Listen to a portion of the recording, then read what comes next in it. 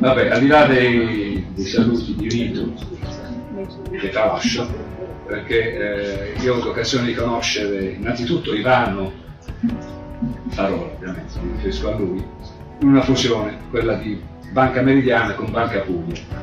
Il dottor Bortone invece, che è andato, mi dispiace, l'avevo già conosciuto una quindicina d'anni fa, in una fusione per creare Banca Meridiana.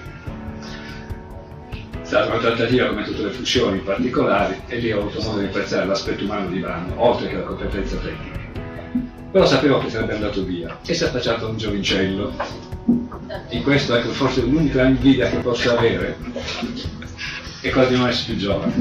L'invidia non è un sentimento che mi appartiene, però se devo dire la verità, il fatto di avere qualche anno ancora non sarebbe dispiaciuto, perché la vita forse mi piace un po' troppo. Questo forse è una cosa bella per un lato, però è una cosa brutta per l'altro, perché poi in qualche modo ti fa capire che è così breve, talmente breve, che uno si chiede, ha senso tutto poi alla fine, ma torniamo indietro. Quindi ho conosciuto questo giovincello e personalmente io non ho avuto dubbi sulle capacità, innanzitutto professionali, e sull'onestà, che è un'altra dote che bisognerebbe avere.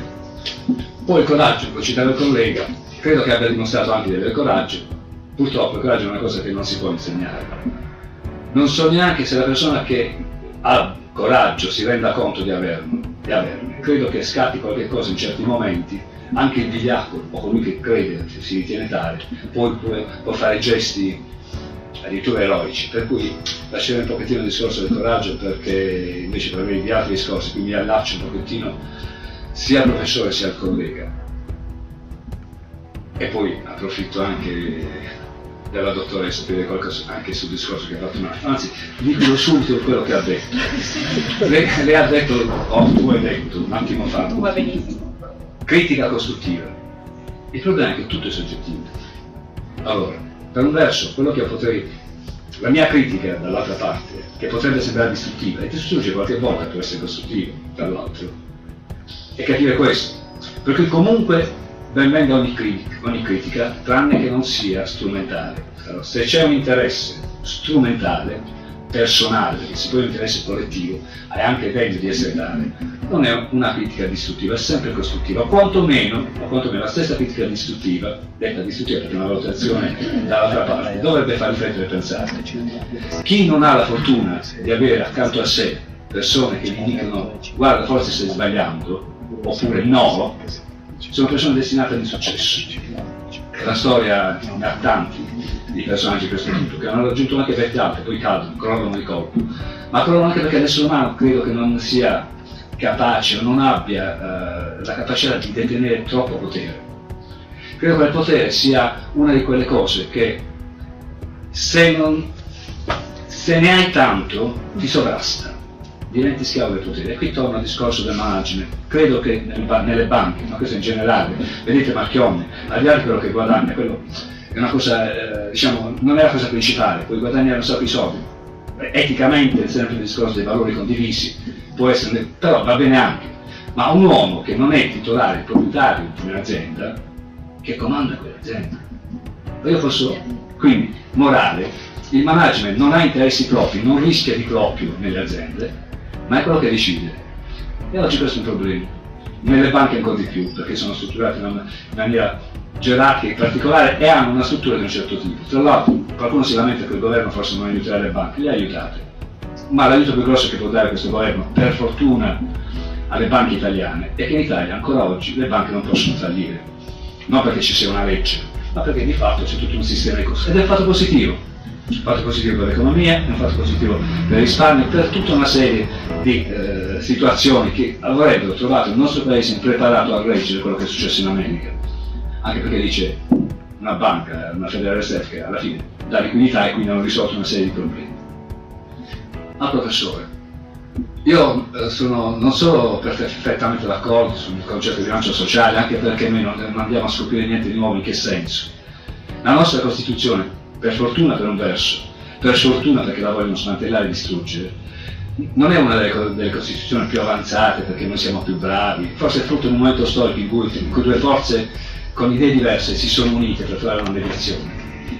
ha in sé il concetto di proprietà privata, comunque con uno scopo sociale, comunque limitata dal bene sociale, ha il concetto di impresa libera, ma comunque che abbia una funzione sociale. Quindi, morale, la nostra Costituzione che dice io ti permetto di fare impresa, che non è un diritto divino, anche fare qualcosa in un contesto, vivi in una società, nasco ricco, ok, domani ci potrebbe essere una legge che dice eliminiamo il diritto successorio, quando muore al massimo ti do la casa di proprietà, tutto il resto va allo Stato. Potrebbe essere un concetto anche quello, se vivi in una società sei sottoposto, e quindi qui il concetto di indipendenza, nessuno può essere indipendente, perché anche la persona più ricca del mondo dipende dal fornaio che deve preparare il pane, o si fa tutto da sé, questo non è possibile. Per cui nel concetto nella nostra Costituzione l'impresa è libera sì, però deve avere un ruolo sociale. L'ex articolo 46 della Costituzione 41, io con i numeri alla memoria, ma è dettato anche dall'età, ecco, l'altro invito, una volta così lo ricordavo adesso, quindi non citerò più i numeri perché sennò faccio delle brutte figure, in cui c'è una visione che non è mai stata attuata. Ma il concetto qual è? Chi viene prima innanzitutto è l'essere umano. L'essere umano è quindi chi compone l'essere umano una società. Tutto il resto deve servire all'elevazione, bella parola che la Costituzione stessa dice, dell'essere umano. E questo non solo a livello nazionale, perché se spostiamo il concetto a livello globale, perché la globalizzazione è un fatto negativo perché l'abbiamo vissuto in un certo modo. La globalizzazione non è stato altro che una esasperazione dei nazionalismi che ha usato invece un concetto più ampio. E quindi abbiamo visto il peggio. L'altro giorno, non ricordo, sì, anno 1, c'è stata una frase bellissima di un ragazzo che vive in Italia, è nato in Italia, però figlio di genitori africani, che ha detto una bella cosa in risposta, io ero un po' così a schiena, a flash, a chi, diciamo, si contrapponeva all'immigrazione, a tutta una serie di concetti che in questo momento stiamo vivendo, perché quando c'è crisi la storia insegna, te la prendi con i debiti, con qualcuno te la devi prendere, anzi il potere politico sposta l'attenzione su qualcuno su cui prendersi. A suo tempo erano gli ebrei, laddove c'erano minimi ragioni economiche, ma il discorso è così adesso. Dice il ragazzo, guardate che se non foste venuti a rompere le scatole, non voglio usare un'altra espressione, nel mio mondo, dove c'è tutto, se non l'aveste depredato, se non l'aveste reso schiavo, poco democratico, probabilmente oggi sarebbe il contrario, voi sareste famosi. Ed è vero, perché una parte del mondo, l'Occidente, vive su queste contraddizioni che poi arriveranno comunque, non dico l'esplosione, ma ci potrebbe essere anche un rischio di esplosione, se non si capisce questo e si agisce indietro.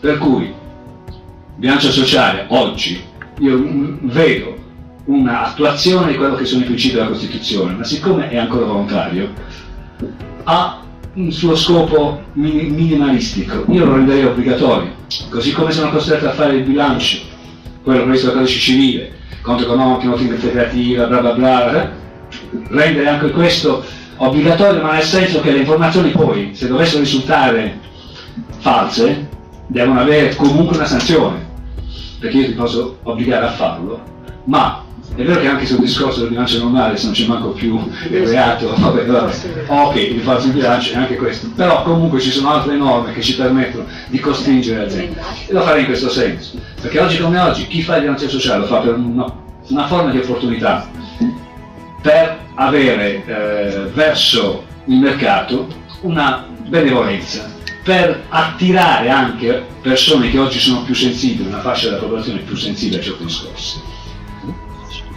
Concludo, perché non la voglio fare lunga, per cui ripeto, io farei in modo, ma probabilmente non c'è la forza politica in questo momento la politica non c'è per una serie di motivi, di imporre per legge certe cose, perché la storia ha insegnato che se certe cose non le imponi con delle norme, è difficile, o se non si impongono con le norme si impongono con la forza, e imporre con la forza è un fatto negativo, c'è sempre qualcuno che si fa male, o comunque un po' tutti si fanno male.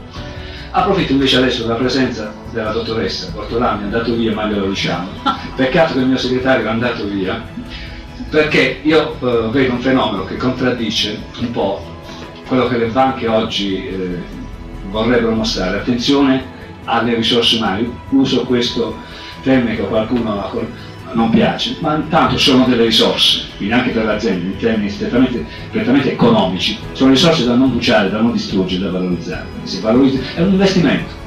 Certo, si tratta di persone, il termine risorse potrebbe non piacermi, ma uso in modo, ecco, cioè entro nell'ottica dell'imprenditore, nella sua ottica, e quindi uso questo termine. Una volta nelle banche, e noi sappiamo che se dovessimo applicare le norme in maniera pedissequa, non lavoreremo più, assolutamente. Nessuna banca sarebbe in grado di poter lavorare se applicassimo le norme che le stesse banche, a parte quelle di legge, che le stesse banche impongono. Perché una volta c'era un concetto, ok, ci sono le norme, però c'è una certa elasticità. Succedeva un fatto in cui c'era un problema, un danno, qualche cosa, l'azienda valutava quella cosa, se c'era dolo aveva un atteggiamento, se non c'era dolo capiva che era stato fatto in buona fede, scusava l'errore perché le era conveniente quella situazione.